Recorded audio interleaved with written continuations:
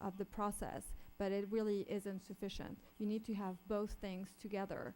And so it's a first very good step in that direction, but it won't be performing effectively, especially, I mean, like the difference, I think, between state budgeting and federal budgeting is that in theory, the state governments are not allowed to run deficits. So they are put in a situation where they have to do something.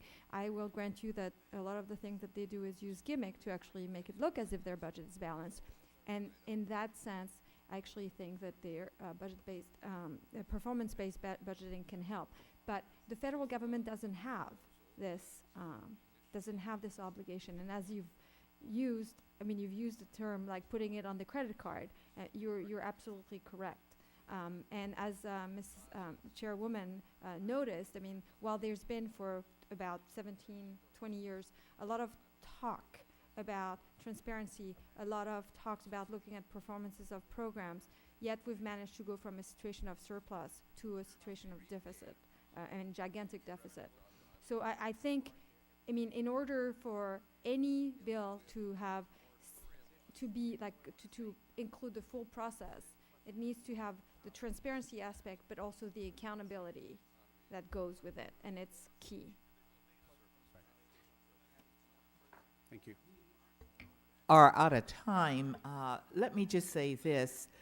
I feel that your bill will help us in terms of what works in terms of programs. When you get executive orders, you know, we went into a war and spent $15 billion a month.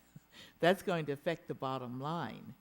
The appropriators had nothing to do with that, and I'm hearing the witnesses say, you know, this ought to be an issue that the appropriators listen to. So we've got to unscramble some rotten eggs.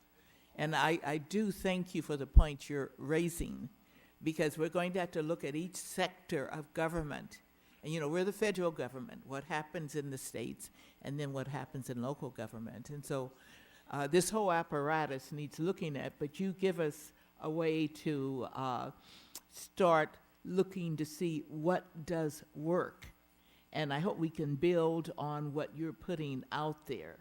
And we certainly are going to have a series of these hearings so that we can look at new directions for operating a country like ours. And, you know, we're not isolated. You know, we are impacted with what's happening with the rest of the world. You know, China, with 1.3 billion people, is looming to become a nation in just a matter of a decade or so that's going to be handling the finances for the entire globe, it appears. So we have many different issues to look at with this, and I do thank you for coming and for sharing with us. We'll call you back again, and with that, we're going to adjourn this committee meeting. Thank you so much.